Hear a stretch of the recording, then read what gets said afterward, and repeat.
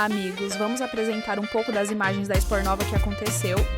A comemoração dos 150 anos de emancipação política de Morada Nova, no Ceará, aconteceu em 2 de agosto de 2026, marcando um século e meio desde a elevação do município à condição de vila, em 1876.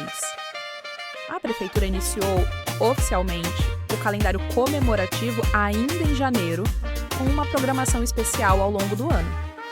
A proposta da comemoração foi muito além de uma festa de aniversário. O município buscou destacar a história, a identidade cultural e o povo de Morada Nova, valorizando pessoas que contribuíram para o desenvolvimento da cidade. A programação foi planejada para acontecer durante todo o ano de 2026.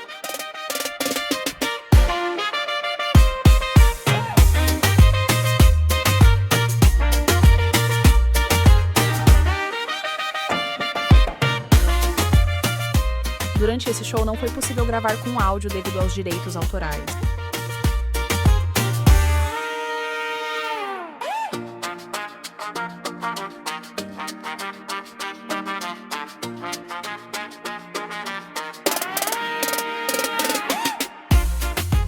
Haviam vários cantores e dentre eles estava aqui a cantora Simone Mendes, que foi muito aguardada.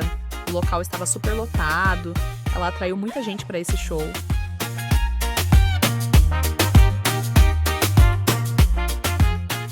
O nosso propósito é apenas divulgar as imagens para servir de recordações para muita gente, especialmente a minha esposa, que é filha de Morada Nova.